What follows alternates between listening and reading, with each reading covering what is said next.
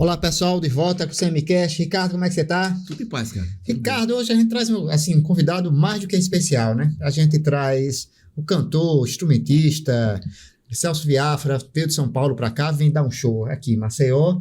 E aí honra... Hoje, inclusive. Hoje no dia da gravação. Hoje a gente tá gravando. A gente grava na quinta, o show é na sexta. Na sexta, no Café do Sobrado. Exatamente. Mas aí ele honra a gente com a presença aqui. Já queria agradecer. Celso, muito obrigado por estar aqui. Mas com a eu gente. que agradeço, papo ótimo. E diga-se passagem, essa hora da manhã, né? Exatamente. Muito que artista dorme até tarde, não é assim, não. E com a roupa de ontem, porque a Gol extraviou a minha bagagem. Pois é. A Gol, pelo amor de Deus. A Gol acabou comigo. Meu Deus, por quê? Celso, a gente vai conversar sobre a sua carreira, vai conversar sobre música, vai conversar sobre várias coisas, mas aí eu queria já passar uma pergunta aqui para você, que é sobre a música Não Vai Dar Certo, que é uma música que me tocou, vai ser uma música maravilhosa, uma música nova, né? Sim. E a gente conversando aqui fora do ar, você disse que furou a bolha, depois você me explica o que é o furar a bolha, mas o que é que me tocou nessa música? É essa dificuldade que a gente tem hoje de ter uma música que eu classifico como uma música de protesto, uma música crítica, várias coisas que estão acontecendo no Brasil, e a MPB, a música popular brasileira como um todo, passa ao largo. Eu não vou nem falar do sertanejo, mas a música popular brasileira, ela, às vezes, passa ao largo dessa crítica mais cáustica. Vocês podem depois ir lá nos streams ouvir, Não Vai Dar Certo. Fala do Trump, a Selic. Dele com o filho, né? Então, eu já ia falar exatamente disso, do Pedro conhecido, Pedro do 5 a Seco, né? Pedro Viafra, e de Trump, a Selic, e ele fala de uma maneira geral de tudo que a gente está falando. O Ricardo até falou, um desabafo, né? Eu sinto ali uma ironia e sinto também uma amargura, né? Na canção. São os sentimentos que eu vi que pularam. Eu queria que você contasse a história do Não Vai Dar Certo e ela furou realmente a bolha, como foi o processo de criação, enfim. Então, eu tenho uma pessoa muito importante na minha vida, que foi o Mauro Dias. Ele é um crítico do Estadão. Grande. Me deu algumas capas. E ele sempre foi muito generoso comigo. Uhum. E ele colocava isso, que o Celso Viafra talvez seja o artista mais otimista em relação ao país. E eu sou e ainda continuo sendo... embora às vezes a gente fique um pouco assim decepcionado, mas quando você vai ver, tirando as esferas de poder, né, onde mesmo quem vem de baixo, quando chega nas esferas de poder, parece que tem que entrar no sistema, né? Adoece qualquer um. Tirando isso, o brasileiro ainda é, na sua grande essência, um cara honesto, bem-humorado, trabalhador, né? E essa música foi um desabafo mesmo, tanto que eu não consigo cantá-la sozinho, porque eu não tenho respiração. Era tão ofegante em mim essa coisa, sabe, a sensação de que nunca... foi muito ofegante. Nunca e era bem essa coisa. E não tinha, foi um desabafo ali, não tinha intenção nenhuma nem de ser de protesto, tanto que a primeira parte da música fala um pouco sobre como o mundo trata o Brasil, né, que não deixa dar certo. Na segunda parte tem um pouco como o poder trata essa questão social no Brasil desde há muitos anos. E no final tem até uma autocrítica, que é a coisa do brasileiro que faz um projeto, que vende um projeto e aí telha, fica faltando telha, fica faltando... Então é todo esse contexto, né, que me deu uma certa melancolia, né? E a história da música foi engraçada, porque eu fui fazer um show com o meu filho, eu falei, vamos fazer uma coisa, vamos fazer com um quinteto de cordas, eu vou escrever os arranjos de cordas para algumas músicas do 5 a Seco dele, do 5 a Seco, e outras nossas, assim, tá, legal, fizemos. E aí essa música, particularmente, foi no meio do show, a gente colocou meu violão e nós dois cantando. Já no teatro, ela deu uma bagunçada ali, eu falei, aí vai para a TV Cultura, quis o show para passar na véspera do Dia dos Pais, só que tinha que baixar de 60 para 45 minutos, era o tamanho do programa. Tinha que tirar algumas músicas. Falei, vamos tirar essa, já que não tem as cordas, e vamos colocar no YouTube, assim, vamos colocar no Instagram, para chamar pro show, dizendo que logo a gente vai subir o show inteiro. E uma semana, de repente, eu olhei assim, uma pessoa que tinha lá, sei lá, 1.000 seguidores, uma coisa assim, postou a música e já estava com 800 mil visualizações. Legal. Aí o outro colocou, e foi engraçado que vinha tanto da direita quanto da esquerda. essa coisa. Isso que eu falo que furou a bolha. Porque hoje a gente está envolvido nessa bolha, até com o negócio dos algoritmos, né? Isso. Então, você só recebe as notícias daquilo que você acredita. Né? Você não consegue nem... Pro bem ou pro mal, né? Você não consegue descobrir como é que é o pensamento do outro lado. Pois é. Até para a gente tentar convencer, ou se convencer, de ver quem é o certo, né? Eu tenho um músico que fala, a sua verdade é a sua verdade, a minha verdade é a minha verdade, só conheço... Como é que eu esqueci? Mas é isso mesmo, a gente precisa entender o outro, né? Conversar com o outro, a gente perdeu esse quando a gente descobrir a verdade juntos, é isso que eu falo. A questão é você fazer isso civilizadamente. Acho que a grande dificuldade é essa, não é você nem ouvir, é você ouvir e também ser ouvido, né? E eu acho você sabe que eu tenho um histórico de várias discussões, assim, em boteco de fim de noite, assim, que eu ficava horas discutindo pesadamente com... E depois a gente saía conversando, a gente está discutindo ideias. Sem que ninguém ofendesse ninguém. Eu acho que a questão fundamental é essa. Sim. Civilidade, né? Respeito. Hoje a pessoa quer aniquilar o outro, né? Quando, na verdade, o importante é descobrir a verdade. Me fala, quem sabe onde eu estou errado. Eu vou te falar onde você está errado. Vamos ver se a gente chega em algum... Né? A gente vinha falando esse diálogo que está discutindo. Você falou em furar a bolha, né? Não vai dar certo. Mas eu acho que você furou a bolha, pelo menos para mim, né, nacionalmente, quando você gravou Eu Vou Ficar. Você não, foi o Nilson Chaves, eu lembro. Foi a primeira vez que eu ouvi, que eu lembro, assim, a minha memória afetiva da sua música é com Eu Vou Ficar, com o Nilson Chaves. Não vou sair, é o contrário. Eu vou ficar, não vou sair. Porque eu vou ficar. Tá certo. Não vou sair. E que é um ótimo cantor também, compositor fantástico. Vocês têm uma dobradinha. Sim. Foi ali que você se sentiu assim, eu fiz a minha Garota de Ipanema, ela tá desfilando aí pelo Brasil, logo da Amazônia, né? Eu brinco assim, que eu sempre quis fazer música popular, né? Tive no meio do caminho, levado pelo maestro Hamilton Godoy, que é meu parceiro, meu padrinho. Fui estudar música formalmente, mas assim, sou compositor popular e na hora de compor eu nem penso na coisa acadêmica, né? E aí eu brinco que, querendo ser um compositor popular, eu só consegui ser quando o Nilson gravou. Eu falo, antes eu me sentia uma espinha de bumbum, né, que só eu sabia que existia. Depois do Nilson, eu consegui finalmente. E outra vez estava numa entrevista. Estourou lá primeiro? Estourou em Belém, no momento em que Nilson e Vital Lima estavam bem fortes, voltando para Belém. E aí se espalhou na Amazônia inteira, né? Em seguida tem o Olhando Belém, que é uma outra música que o Nilson gravou. Que é um reggae também, né? Um reggae, numa mesma linha que fala do Boeing, do índio, também, do Boeing. Né? E aí eu estava numa entrevista, as perguntas, você ganhou dinheiro com Não Vou Sair? Eu falei, muito. O cara falou, mesmo? Ganhei muito. Eu falei, sabe quanto custa uma terapia?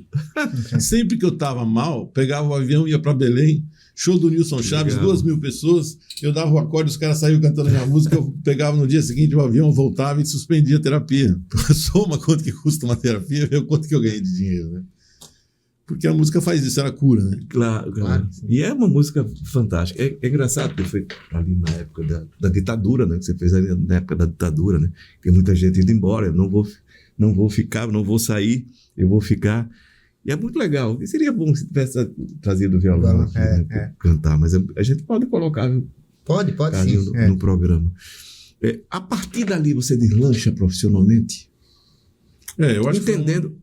Se você me permite, eu tenho uma sensação, se eu estiver errado, me diga, que a geração pós-festivais, aqueles festivais da Record, Chico, Caetano, esses caras são enormes, não tenha dúvida nenhuma.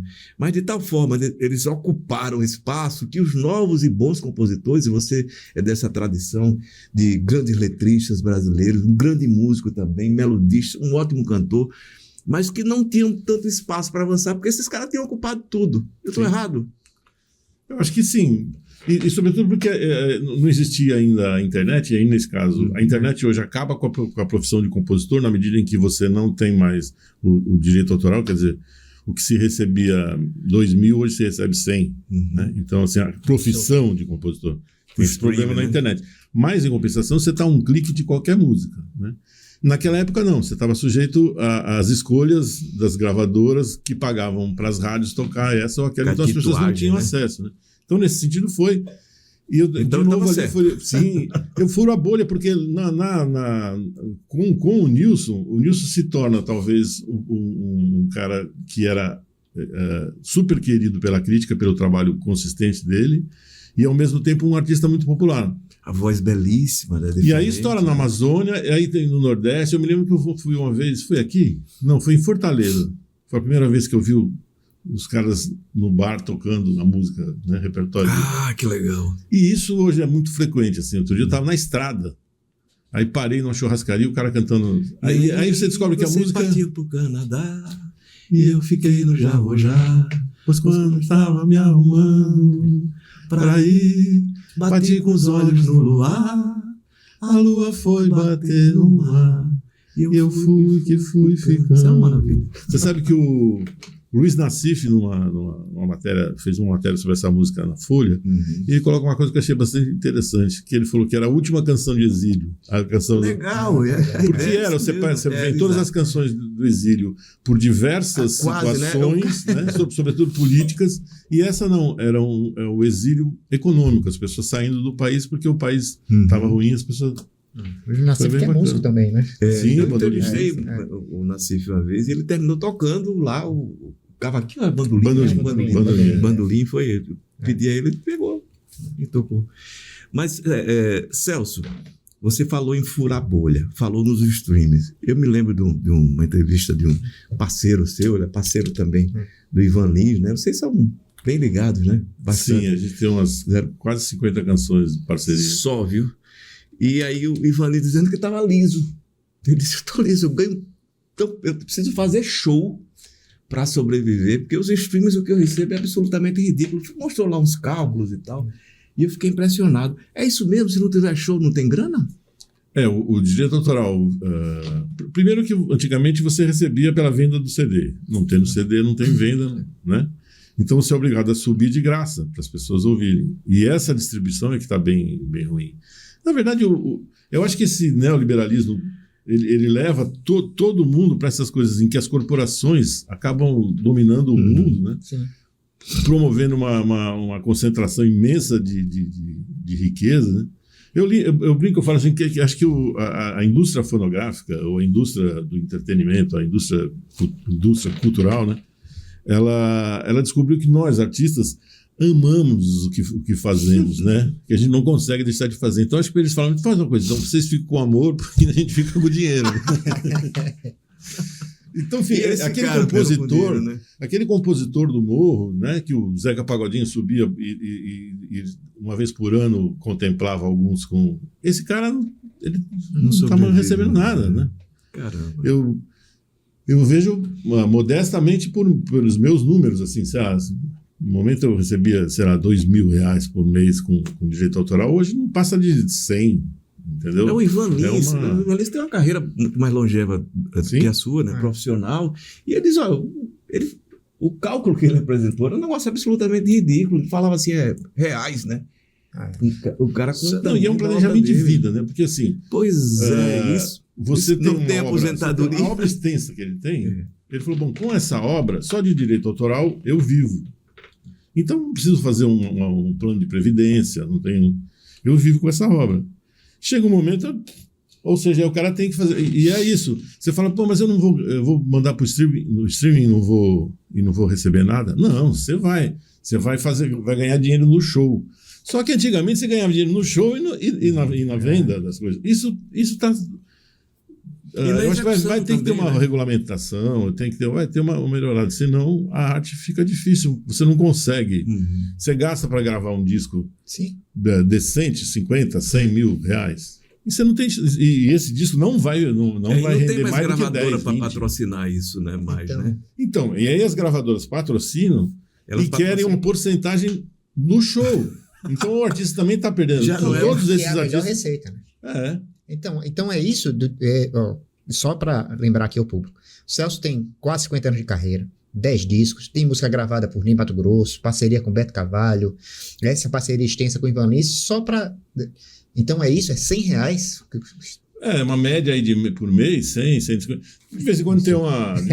De vez em quando tem um pico, como essa música. Essa música, ela teve... Estava em 5 milhões... Não vai dar certo que a gente falou, né? Estava em 5 milhões de visualizações. Pelo Instagram. Eu não sei nem se isso monetiza, mas enfim. Aí tem... Então tem esses picos assim que, sei lá, dobra, vai para 200. O Ivan precisar fazer show com o tamanho da obra que tem. Eu vi um show do Ivan aqui, em Garanhuns, no Festival do Inverno, e ele estava mal. Assim, não sei se era um problema específico, ele estava ali com muita dificuldade no palco, né? E eu digo, caramba, depois vi essa entrevista dizendo, eu não quero mais fazer show do jeito que eu faço, porque ele vai fazendo por necessidade. Ele disse, eu não tenho aposentadoria, né? Perdi minha aposentadoria e sou obrigado a fazer isso. Só uma dica, Celso, não sei se você conhece um livro chamado O Culto do Amador, que é de um cara, um cientista ali do Vale do Silício, de 2006. E esse cara previa exatamente o que ia acontecer isso. Os profissionais da música, isso vai parecer muito amador, né? Um monte de gente, eu inclusive, para colocar música, né, na internet e tal, mas assim, os profissionais, eles vão se afastando porque não conseguem sobreviver, né, da sua arte. E essa é uma consequência perversa que ele aponta na história dessa, entre aspas, vou usar a expressão seria errada, né, democratização, mas esse espalhamento, né, da arte, que não é arte também, nas redes sociais ou na internet. Celso, você hoje... Só um detalhe, eu concordo com o que você falou, mas discordo só da questão do seu amadorismo com música. Tem os seus discos e gosto muito. Obrigado, você está sendo generoso, mas vamos lá. Você faz quantos shows hoje por mês, Celso?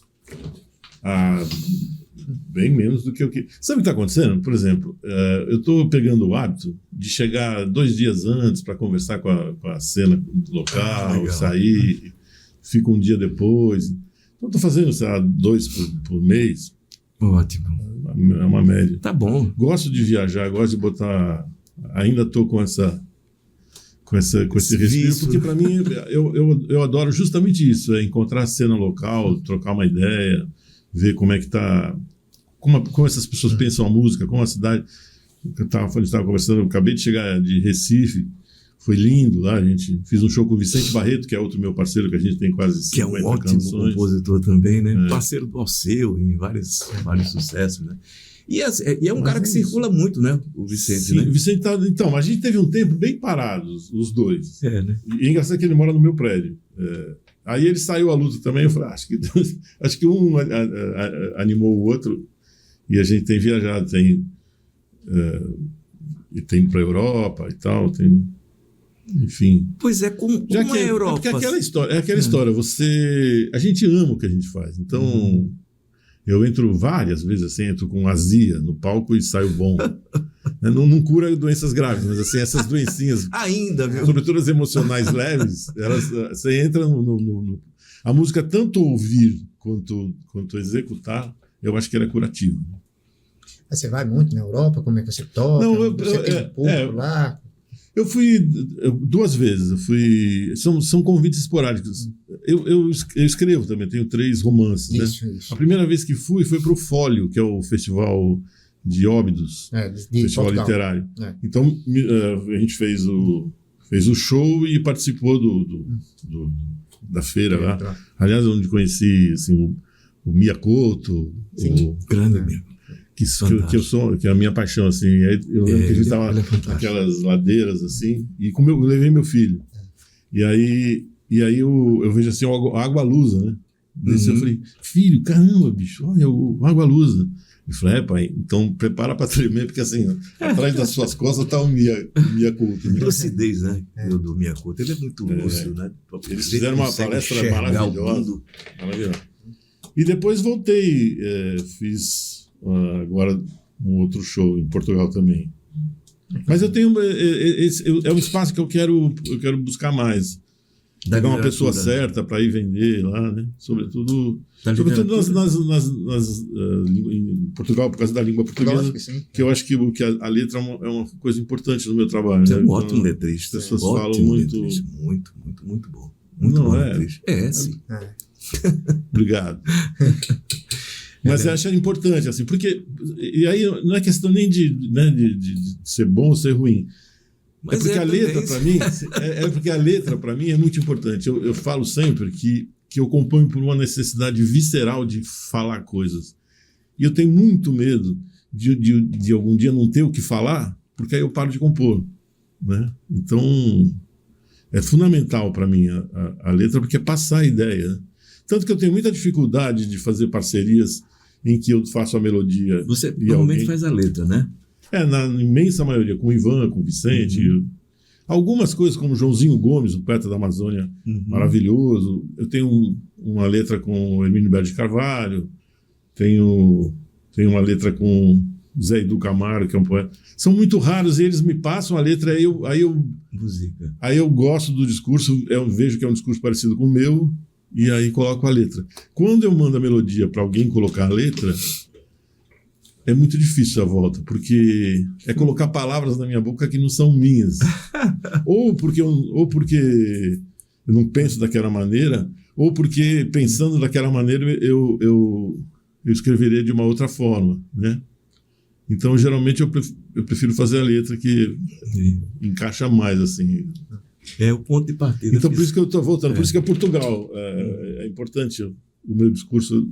Sim. Eu quero contar, né, falar um diálogo com as pessoas. Como é que entrou o escritor? Ele já estava ali, você, enfim, só resolveu manifestar mais tardiamente. Como é que foi? Você acha que a literatura, ela exige uma maturidade maior do que a música? Sem hierarquizar. Isso com certeza. Né? Mas ela entrou, eu estava há uns 4 ou 5 meses sem compor nada que me satisfizesse. Fazia alguma coisa, achava que estava bom, dormia, no dia seguinte acordava, ia tocar, falava, ixi, graças a Deus. Tanto tem gente que fala assim, nossa, tua obra é tão coerente. Eu falei, claro, eu jogo o resto, o que não é coerente eu jogo fora. Se soubesse o tamanho da lixeira em casa. E eu estava lá sem fazer nada, meu filho tinha saído e tal, eu estava um pouco preocupado, já era tarde, não voltar, eu comecei a escrever, comecei a escrever aí, foi até 9 meses depois, quando eu terminei o romance. E tem uma coisa curiosa, que é o Amores Absurdos, meu primeiro romance. Eu confesso que eu conheço, vou conhecer agora, pode ter certeza. Eu trouxe alguns aí. São 3, né? São 3, Então, aí eu comecei a escrever e uns 3 meses depois começou a vir, eu comecei a compor de novo. Né? Eu brinco que eu acho que o compositor ficou com medo de perder o emprego para o escritor e falou, deixa eu voltar logo, assumir minha cadeira. E aí, quando eu me vejo, eu estava compondo intuitivamente para os personagens, para trechos do livro. Aí o que aconteceu? Acabou que eu fiz um livro, um romance, com trilha sonora. As músicas vão entrando, os meus 2 personagens facilitou, porque ele era compositor e a protagonista era cantora, e os 2 fizeram uma agência de jingles, de propaganda. Enfim, então está dentro do universo da música. E aí você tá lendo, e aí tem uma música, e você pode apertar o botão ali, porque está na ordem que vem o disco, que é o disco Amores Absurdos. Então a literatura surgiu para mim de uma maneira absolutamente intuitiva, das pessoas, que ideia boa fazer um livro com trilha sonora. Eu falei, não me cumprimento, porque foi o universo que me deu de presente a ideia. E eu não acredito. Hein? E ali acontece uma coisa, intuição, né? porque uma coisa a literatura, quando você está escrevendo, é louco, porque eu convivo com os personagens assim, então nunca mais você fica, durante aquele processo, você fica 9, 10, 1 ano, nunca você está só, né? Você está, sei lá, doeu a garganta, você vai no pronto-socorro e você está com os personagens do seu lado. Você está na fila do aeroporto e está com os seus personagens ali. Você nunca fica só. Aí eu gostei da brincadeira. É um exercício bastante interessante e tal. Embora, assim, ainda não me considere um cara literariamente maduro, assim, resolvido. No sentido... Com algum domínio das ferramentas, como faço com a letra. E era meu medo, né? De ser cobrado no primeiro romance pelos anos de carreira que A coisa do letrista tinha me E dado. é difícil Mas se não, livrar. as pessoas- Basta ver o Chico Buarque até hoje, cobram ele pelo verdade. o escritor, né, pelo compositor. Não, é injusto isso, né, Celso? Ou não. Eu ainda não sei, sou. mas você tem um domínio sobre a sua arte musical, outra você está intuitivamente aprendendo. Sim. Aí o cara quer que você já seja resolvido como escritor, como você é como compositor. Uma coisa que sempre, quando eu fui divulgar o livro, eu falava isso. Eu só peço ao público que leia com a mesma indulgência que escutou meu disco quando eu tinha 22 anos, que praticamente na literatura é como se eu tivesse os 22 anos. Se você me permite, olha, esse aqui é o primeiro que eu tenho. Eu acho que como CD, esse é o primeiro CD. É o primeiro CD. Esse CD, eu ouço muito, eu gosto muito, né, desde Altares, né, que é uma homenagem aos grandes sambistas brasileiros. O Não Vou Sair, que eu disse que não vou ficar, né? Enfim, Algodão Doce, Mariana, que é uma canção belíssima também. Enfim, são muitas as canções bonitas aqui. Eu me lembro, Celso, do Ferreira Goulart, ele disse que o grande momento, né, do poeta, e serve também para o compositor, é quando ele se inaugura para o público. Primeiro porque ele já tem ali, traz uma bagagem que ele nunca mostrou, ele faz uma seleção, né, daquilo que ele considera melhor. E segundo, ele ainda não tem um olhar crítico para a própria obra, né, como passa a ter depois. Sim. E por tudo isso, quer dizer, esse primeiro momento seria assim, o de explosão mais fantástico. Você acha que é isso mesmo? Eu acho esse momento criativo. Eu gosto demais desse disco. Até, eu gosto dos outros também, mas esse aqui tem uma paixão especial. E o Nilson Chaves, Candeeira. Marcos, que e Roseli Naves, que são era uma gravadora da Amazônia que gravou esse disco. Olhando Belém, tem inclusive aqui, que é bonito. Mas é sempre muito... O momento da criação, você se sente... Eu me sinto, né, meio...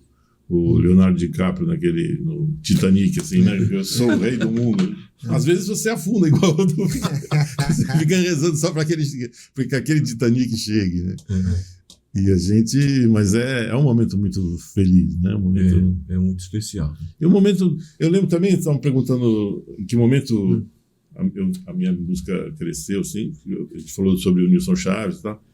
E tem, como eu falei, essas coisas do disco Paixão Candeeira, que é meu segundo disco, né? Que o Mauro Dias me dá a capa do Estadão, assim, com adjetivos, assim, absolutamente generosos. O Tarek de Souza no Rio, né? Também só tem fera, né? Da crítica. Aí foi legal, aí eu fui fazer o Canecão, fiz um show. Ali eu acho que é o momento da virada na música em que eu deixo de ser um artista paulista e de pequenos teatros e tal, e a gente começa a pensar numa coisa maior, e aí com as parcerias, até então não tinha parceiros, tinha pouca canção com o Vicente Barreto. Deu uma estendida, né? Ali dá aquela... Você sobe num outro patamar ali, graças a essa generosidade dos críticos. Que também hoje em dia é outra coisa que você não tem mais. Não tem os jornal. Caras reconhecem o talento. Esses caras estão acostumados a lidar com os grandes nomes da MPB. Identificaram você, por óbvio, como um grandíssimo compositor. E cronista que você é, né?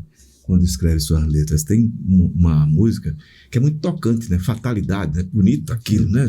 Bonito. É uma história que ela vai crescendo, né? E é uma história da realidade da periferia do Brasil, né? Sim. Enfim, e que, infelizmente, vai ser atual durante muitos anos. Foi alguma notícia especificamente ou foi um olhar geral? Acontece isso em qualquer lugar do Brasil? Foi uma notícia e aí eu dei uma floreada, Não, você deu um toque do artista, né? É a história de um baleiro que quer chamar a atenção da imprensa para problema na rua dele. Problema na rua e acaba sendo morto pela polícia porque... Não precisava dizer que o cara era preto, pobre, periférico. É mais ou menos.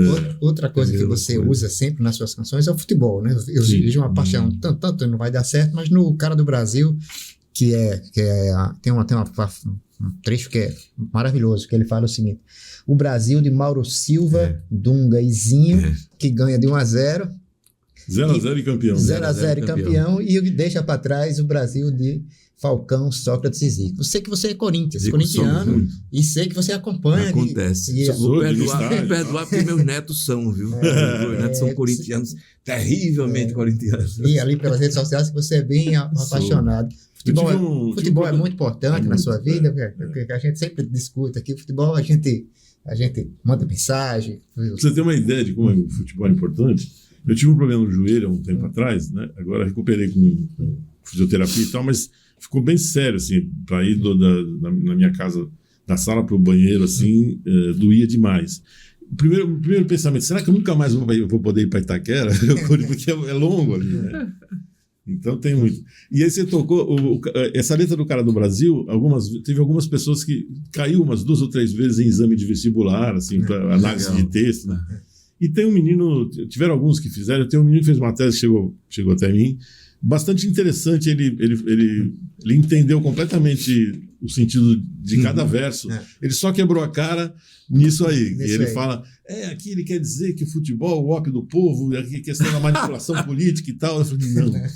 Aqui é o seguinte, o dia que o Brasil perdeu aquela Copa em 82, foi um dos dias mais tristes da minha vida. Eu não sabia o que fazer. Eu dormi com pesadelo, eu me deitava, tinha um pesadelo, e assim, sonhava que a partida ia ser anulada. Não sei se você teve esse teve uma onda que assim, saiu uma onda que o Paulo Rossi tinha sido pego no exame antidoping e que eles iam perder. Exato. Foi a hora que eu consegui levantar da cama e comer um pouquinho. E não tinha rede social na época, mas isso correu, né? Ali foi meu debut no futebol. Eu acompanhava. Meu Deus do céu. Porque o futebol italiano hoje, o que o futebol inglês é hoje, era o futebol italiano. Silvio Lancelotti.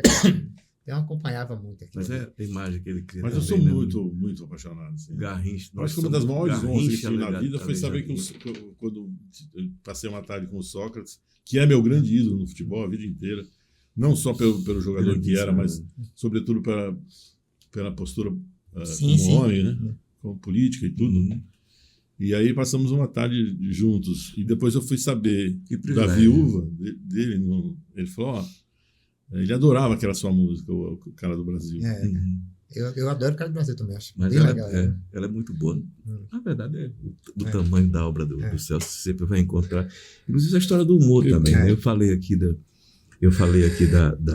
enfim, do impacto fatalidade, que é uma letra muito pesada, né? Pesada, bonita, música bonita e tal. Como ele conta aquela história crônica da periferia do Brasil. Mas também tem humor, né? Celso é muito bem humorado, né? Exatamente. Nessa Cara do Brasil tem um humor o tempo todo, né? E é engraçado que fazendo o contratempo da Cara do Brasil quando não vai dar certo, ali você tem é mais esperançosa ela, né? Ela é bem mais, assim, você falou do otimismo, ela é bem mais otimista, né? Enquanto a Cara do Brasil, isso é um processo que você passou você já falou um pouco. Na verdade, por trás do Não Vai Dar Certo, tem um certo otimismo, né? Porque você fala, dá a sensação de que essa porra não vai dar certo. Né? Você não fala que não vai dar certo. E você mesmo, tem né? com o mundo, né? Com a humanidade, né? Você tem com o Brasil também, mas tem com a humanidade de forma geral. Acho que é o Nelson Rodrigues, a humanidade tem problema nenhum, só não deu certo, né? Enfim, é mais ou menos isso. Eu cheguei um pouco a essa conclusão, às vezes. Eu acho que todos nós chegamos. Que a humanidade que não deu certo. Você imagina, a gente sai da ditadura, né? Sai da ditadura militar, diz agora, o que é uma grande ilusão, né? Em linha reta, a gente vai para a democracia, vai ser um país absolutamente civilizado, justo. E não é, né? Melhorou, não adianta dizer que não melhorou, porque melhorou muito, né? Mas aparece um personagem como o capitão, né? Capitão Bolsonaro e em torno, que já existia, né? Ele cutucou ali, essa turma saiu do lado, lá de baixo, não sei de onde, né? E apareceu. Você é cobrado, Celso? Enfim, por posição política? Não, cobrado não. Provocado? Então, em relação a essa música, tiveram muitos comentários, assim, né? Então, algumas pessoas falaram, vem cá, você está dúbio, se é de direita ou de esquerda? Eu falei, eu vou ficar na minha. Até porque não me interessa, nesse momento, me posicionar. O importante foi que eu falo de furar a bolha, essa coisa dos algoritmos e tal. Teve jornais assim, de ultradireita que colocaram colocaram o vídeo, né, e dizendo, isso devia ser o hino nacional. Eu não entendi bem. Mas, enfim... Eu quero provocar a discussão muito mais do que ficar do meu lado. Né, Celso? Provocar as pessoas para que elas pensem, né? Então, assim, como tem uma posição clara em relação... Eu acho que eu não sou nem de direita nem de esquerda, eu sou uma coisa humanista. Né? É que, de repente, você tem hoje uma esquerda de centro e tal, e uma ultradireita em que o humanismo não está sendo considerado. Então você passa a ser do outro lado, evidentemente. Não sou a favor de tudo que se coloca em relação ao social e tal, como naqueles anos todos, né? Não sou homofóbico, não sou misógino, não sou... E outro lado tem muita gente que né? Se liberou. Gente que estava no armário se liberou. Falei, pô, até você. Que isso tem uma relação direta com a direita, com a extrema-direita. Porque você tem uma direita civilizada no mundo. Sim. Né? O Macron é um cara de direita, centro-direita, um cara civilizado. Né? O problema é que no Brasil, quando você fala direita, você está falando extrema-direita. Né? É muito mais complicado. A turma é pesada demais. Né? É pesada demais. O que a gente viu na Covid, né? Antivacina, anticiência, isso foi muito ruim para o país, quer dizer, isso resultou em morte.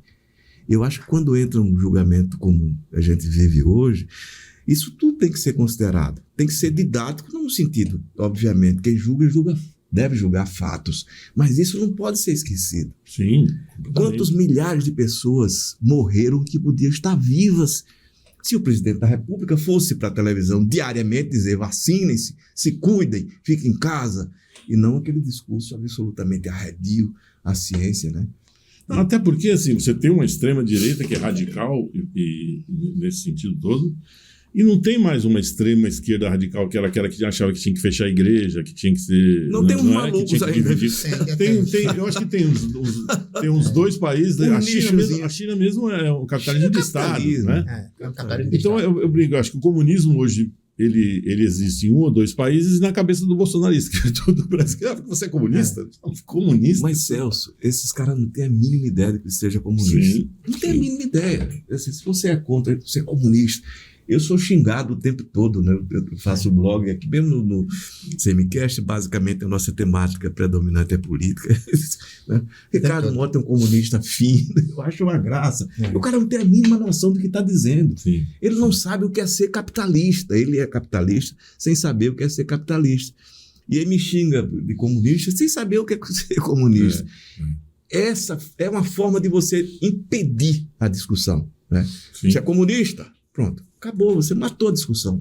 Essa ultra-esquerda, eu sou tanto contra quanto sou da ultra-direita. É que hoje a gente tem uma ultra-direita, mas não tem mais a ultra-esquerda, graças a Deus. A morte não pode ser um meio de vida, né? A morte, seja de onde ela vier. Sim. Né? E essa é a grande questão. Né? Até onde é possível. Eu quero dividir os meios de produção. Tá, vamos discutir. Não, mas quem for contra, eu vou matar. Não, eu parei aqui. Nós temos que salvar o capital de quem investe. Tá, vamos discutir. Mas assim, quem é contra, vamos botar na cadeia, vamos... Não. Aí. Eu acho que é essa linha do humanismo. Esse meio aqui a gente pode discutir, né? Como é que você pensa o país? Você acha que o país tem que ser um pouco mais capitalista? Tem que ser um liberal xiita? Tem que ser... Podemos discutir ideias, né? Mas matar porque você está contra, aniquilar o outro nessa discussão, isso não tem sentido.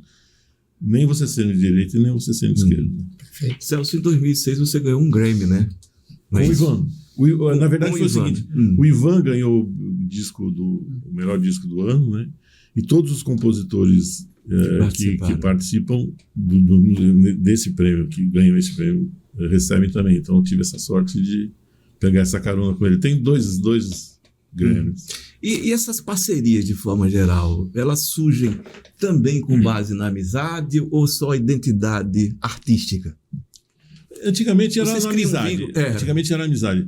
Eu tinha uma 50 garrafa de uísque como o Vinícius de Moraes. Você sabe que eu nunca consegui fazer nada bêbado. Acho que a única coisa que eu não faço bêbado Quer dizer, faço, mas no dia seguinte, quando eu vejo, eu falo, meu Deus do céu, isso aqui estava tão bom ontem, o que aconteceu?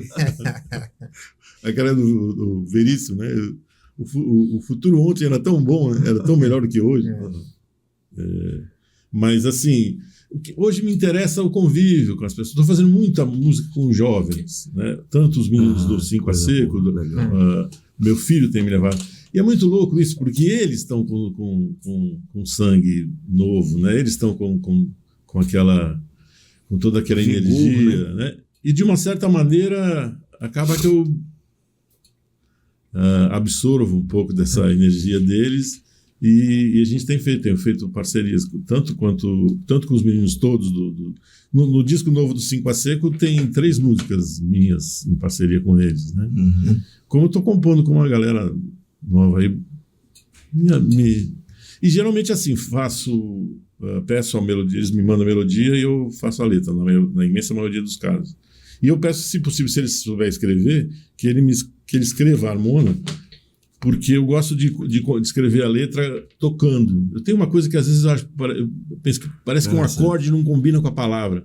Literariamente, você lê a letra, tá ótimo. A hora que você vai botar o acorde e tocar, não rola. E isso, para mim, são lições que a gente, né, na vida... A música intuitiva. Eu lembro que o Luiz Carlos da Vila, que é uma pessoa um compositor de samba que eu acho maravilhoso, talvez o melhor, o grande letrista do samba, né? E eu mandei, a gente era amigo e apaixonado pelo trabalho dele, mandei 2 melodias para ele colocar letra, inverti o processo. E ele me mandou 2 letras e tal. E eu, besta, peguei a letra dele assim e falei, e tentei uma rima interna aqui. Fui enchendo de penduricalho. E ele, muito humilde, muito generoso, falava: pô, Celso Viáfora, que maravilha, pô, melhorou muito a letra e tal. Não sei o quê. E foi. Aí passou um tempo, ficou aquele samba ali, não botava na roda ninguém. Passava, todo mundo gostava, mas. Aí um dia achei a letra original do Luiz Carlos da Vila, botei aqui, fui tocar, falei: meu Deus, estava tudo aqui já, por que você quis mexer, né?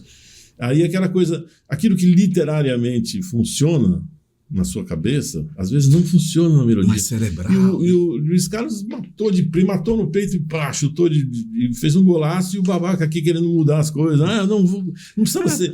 Pô, chutou de bico, não, pô, vamos entrar de bola e tudo. Não precisa. O sensor. Isso eu acho que é amadurecer, né? A gente descobrir que a gente fez tanta besteira, caminhos, né? A gente não sabe mais do que ninguém, a gente errou mais e aí não erra de novo, né? Ô Celso, quais são suas referências, assim, compositor? Tá? Aqui a gente já avançou um bocado, mas você teve referências também, né? Sim. As mais marcantes, né? Eu descobri a música com o Chico Buarque. O dia que eu vi o volume 3... Eu também. O dia que eu vi o volume 3 e aquela música Desencanto, a lembrança me dói tanto, que eu canto pra ver esse espanto, esses mal. E o meu pai era um grande tocador de vitrola. Eu tinha um tio que tocava sax, sopros, tinha que era da parte da minha mãe, da parte do meu pai tinha um outro que tocava violino, e meu pai que tocava disco. Vem cá, Celso, vem ouvir essa música. E aí, quando ele viu que eu gostei da música, ele falou: vem cá, o Chico estava lançando Construção. Esse é aquele cara daquela música que você gostou. Que eu comprei na minha vida. Construção. Aí, depois foi Paulinho da Viola, depois foi Tom Jobim, daí foi João Bosco. Eu lembro do começo do Belchior também, balançou-me muito. Eu, na verdade, eu acho assim... Não, você tem uma identidade própria. Eu estou perguntando isso. Você tem uma identidade muito própria. De Celso Viáfora, se eu ouvir, digo Celso Viáfora. Mas eu acho que o meu trabalho não é um trabalho seminal, assim, sabe? Como é do Caymmi, como do Tom. Eu acho que eu faço de tudo aquilo que eu já ouvi, eu consegui achar o meu caminho, sabe? Mas minha música não é extremamente original. Ela não surge do nada, ela surge dessas pessoas que eu ouvi. Mas nesses Tanto que tem uma coisa que o Ivan uma vez colocou, eu fiquei muito comovido, ele colocou tá no meu DVD. Ele fala: se o Celso Viáfora tivesse nascido na época do Chico e do Caetano, ele hoje seria uma estrela que nem ele.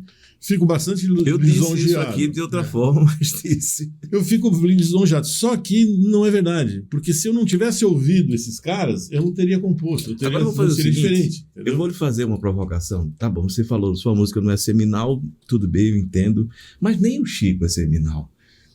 Esses caras todos são filhos de Vinícius de Moraes, né, como letrista, e de Tom Jobim como compositor. De Noel, o Chico Buarque mas assim, Noel, eu sei, mas o Tom... e o Vinícius, se você me permite, se eu estiver falando bobagem, me corrija, eles criaram um padrão na MPB e esses caras vieram nesse padrão. Sim, né? sim. E assim, boa parte deles do meio universitário, que tinham contato direto. O Chico tinha o Vinícius na casa dele, né? Ele disse que descobriu que é poesia quando ele ouviu. Como é que é? Uma música do Vinícius que ele ouviu em casa, que ele ficou: ó minha amada, que olhos os teus, ó minha amada, que olhos os teus, tantas lembranças cheias de adeus, uma coisa assim. E ele disse: eu descobri o que é poesia ali. Então esses caras também beberam ali, eles não inauguraram a MPB. Não. A chamada MPB com esse padrão de qualidade, para mim, Tom e Vinícius. Porque tem uma coisa engraçada, né? O que o Tom e o Vinícius fazem... Tom, que era apaixonado por samba, sim, né? Sim. O Tom e o Vinícius de Moraes pela cultura popular, né? E aí entra o Villa-Lobos também na parada, né? Mas é que esses caras levaram o sarrafo lá em cima, né? Sim. Porque o que acontece? Eu vejo muito, quando você tá na tua roda de amigos e tal, e você é o bambam da história, você começa a comprar, até que chega um bambam maior que você fala: caramba, bicho, eu preciso me atualizar, né? Isso ocorre muito. E o que eu acho que o Vinícius e o Tom e toda essa galera fez, né? E aí tinha Mário Reis, e tinha o Noel, enfim, foi botar um sarrafo num nível, né? Botou o sarrafo num nível que, né? Mas bom, que puxou, e aí a próxima, aí vem umas outras gerações que foram baixando o sarrafo, mas esse é um outro problema. Eu entendo quando o Ivan diz isso e que você diz, mas assim, você está no padrão desses caras, desses grandes compositores. Para mim não tenho dúvida nenhuma. E eu acho que se você fosse daquela geração, não estaria devendo nada a eles. É minha opinião. Não, fico lisonjeado. De novo. Ricardo, estamos chegando ao final da conversa. Eu vou fazer uma última pergunta e depois eu passo para o Ricardo fazer um último questionamento também. Eu queria voltar para essa questão do Pedro, porque eu acompanho o Pedro Viafra, o 5 a Seco e tudo mais. Já que você falou que está ouvindo, tocando com eles, eu queria que você dissesse se você está ouvindo alguma coisa dessa nova geração. O que é que você tem ouvido, o que é que você tem gostado? Vejo muitos intérpretes, poucos compositores, né? Acho que talvez seja uma característica daquilo que a gente falou, da questão dos streams, mas tem alguma coisa que ele toca? Não, todos esses meninos aí, o 5 a Seco inteiro, e mais o Danny Black, mais o... Eu recebi umas músicas lindas do compositor chamado Demarca, compositor carioca. Vou escrever, vou fazer com ele. Nossa, eu tenho a sorte, assim, no meu tempo, trazia meus amigos, a gente fazia umas rodas em casa. Meu filho cresceu ouvindo, assim. E agora eles fazem as rodas deles, então eu estou ali atento a todos esses. Tem esses meninos todos, né? Agora mesmo em Recife tem o Martins, que está indo lá. Sim, enfim, o que eu acho, assim, quando as pessoas reclamam, e às vezes colocar que o nível das músicas não está bom, não é verdade. Não está bom o nível da música que é divulgado na grande massa. Mas tem uma galera compondo muito bem. Até porque, assim, no meu começo, tinha uns momentos ali que as pessoas falavam: pô, esse acorde é meio complicado, por que você não vai por aqui? Tenta fazer uma coisa mais simples, que de repente você consegue furar o esquema e ser contratado por uma gravadora e tal. Ou seja, a gente ainda namorava com a possibilidade de entrar no mercado, né? Hoje em dia, uma coisa é o mercado do entretenimento e outra coisa é música, outra coisa é arte. Né? Isso aí. Porque o mercado de entretenimento, ele aposta na repetição. Então, assim, vamos pegar um grupo que é a cara daquele grupo que está estourando, e aí a gente ganha dinheiro aqui e ganha dinheiro aqui. Virou uma questão comercial. Então, isso é uma coisa. Então, não existe possibilidade, assim, de você virar aquele cara, tira o pé do chão. Não, né? Tem uma linha pop que eu acho que o 5 a Seco está seguindo, que é um pop com MPB que consegue fazer. Então, essa molecada tem essa história. E todos eles eu estou ouvindo muito, muito. Eu citei alguns aqui, até evito de citar mais, porque eu teria que... É um universo tão amplo, acho que a gente nunca teve tanto compositor bom fazendo música. O Cláudio Rabeca mesmo, a gente fez agora, que encontrei agora, não conhecia, encontrei lá em Recife. É uma energia que aquilo vem... você fala, graças a Deus, nada está acabado. O mundo ainda tem uma chance, né? Talvez dê certo. Ricardo. Não, uma referência. Eu conheci o Celso quando ele esteve aqui no Projeto Pixinguinha, ele estava lembrando em 2006, eu fiz uma entrevista com ele. E depois você teve um encontro com o Macklin, né? Que virou uma relação muito próxima de vocês dois, que chegaram a compor juntos, né? Vocês compuseram juntos. Não, né? eu gravei no disco dele. Foi, né? A gente ainda está se devendo uma parceria. Né? E o Macklin chamou até para ir ao seu encontro lá, na casa de praia que ele tem. Eu dizendo, Macklin, você sabe o que me impressionou nesse cara? Primeira conversa que a gente teve, eu falo muito. Às vezes, eu sou muito calado, mas quando eu viro loquaz, eu falo muito, você viu que eu falo muito. Eu digo, esse cara me parece muito gente boa. Né? Você tem, assim, uma pessoa que me parece extremamente generosa. E você reflete isso na sua música. Não dá para separar, né? O compositor e o Celso, né? Eu componho usando o afeto, assim, sabe? O afeto. Tem muita música que eu faço que as pessoas choram, né? Às vezes eu falo, será que é o caso? Tem uma música que eu fiz que chama Os Filhos Estão de Partida. É com o Nilson Chaves, a música do Nilson Chaves, e essa retrata esse momento. Aí eu tô gravei no disco Batuque de Tudo, né? Tô gravando assim no estúdio do Rafael Altério, que fica numa fazenda, né? E a sala em que eu estava não dava para ver a técnica, né? Aí eu fui colocar a voz na música. Coloquei a voz na música, terminei. Silêncio, né? Eu falei, e aí, ficou bom? Gente, tudo bem, eu gravo de novo. Aí eu gravo, ai, toma, mãe, tá todo mundo chorando aqui. Não foi e aí mãe, e o técnico de som tinha acabado de se separar e fazia uns 2 meses que não viu o filho, saiu para olhar. Falei, e aí depois, vamos, aí mostra a música para outro cara entrou no estúdio, chorando. Eu falei, vou tirar a música do disco, os caras vão me matar.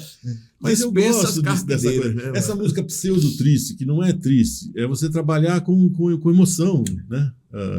Eu choro muito, mas assim, eu acho que 70% eu choro de alegria, de prazer. Eu choro quando ouço, sei lá, o Ennio Morricone tocando em Veneza, o Cinema Paradiso, ou choro, né? São coisas que a gente...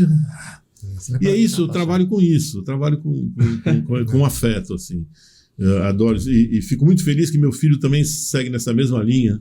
E fico muito feliz, por exemplo, o disco novo do 5 a Seco, o Chico Buarque canta, né, com eles. Ele dá uma canja na abertura do disco. Bem legal, Ricardo. É bem legal. Uma música linda. Eu confesso que eu sou um tanto ausente nessa mas é bem legal, chamada nova cena, né? Meu filho na verdade, tem muita gente, né? E aí a gente aí ouve e fala, caramba. E sim, eu gosto muito quando conheço um artista novo, um compositor novo, né, que me encanta. Mas, em regra, os que eu já conheço são tão bons e tem tanta coisa, né, já produzida que eu ouço muito, ouço muito aquela história do Nelson Rodrigues, né? Ele perguntaram, o que é que você aconselharia os jovens? Releiam, não é leiam, né? Releiam muito. É mais ou menos para a música funciona assim, ouçam de novo. Eu gosto muito, ouço música no carro, ouço música em casa, ouço no meu quarto. A música faz parte da minha vida. E de vez em quando eu me atrevo a fazê-la mal. Muito bem. Temos eu soube que você tem 5 discos, é isso? Mas... Tá faltando um, você precisa me dar o último. Pois, sábado, não sexta, no seu show, eu levo lá. Eu me lembro do verso do Paulo César Pedro, né? A música me deixa fazê-la, né? São versos que ele faz. A música me ama, ela me deixa fazê-la. Ela é uma estrela deitada na minha cama. Mais ou menos. Quando deita, pode ser uma estrela, mas ali é a minha estrela que está ali na cama comigo. Aliás, tem umas coisas do João Nogueira com o Paulinho Pinheiro sobre isso, né? Sobre a música. Aquilo é um monstro, sabe? Na minha música. Cantoria. E todos já sofrem demais e ajuda a vida a viver em paz. E com o Paulinho da Viola, né? Também, né? Cantoria. Vou me lembrar com a cantoria, um trechinho. Amar é um dom, aqui saber o tom, nem torna bem a melodia. O povo enxerga a luz de uma voz sincera. Lindo isso, é bonito demais. Me emociona. Graças a Deus a gente tem uns companheiros que acompanham bem pra caramba, né? Nossa. Brasileiro que dá orgulho. Que perdoe aqui interferir tanto, viu, na sua entrevista. Porque pra mim é um papo de mesa de bar. A gente tá aqui num diálogo. Gente, Obrigado, Celso, mais uma Obrigado vez. a vocês. Obrigado, Ricardo, também. Obrigadão. Pessoal, grande abraço. Até a próxima semana. E quem puder, nessa sexta-feira, Celso Viáfora, no Café do Sobrado, que eu não sei se tem mais ingresso, mas assim, se tiver, vá. Nunca vale tem. muito a pena. Uma pena. Um abraço, pessoal.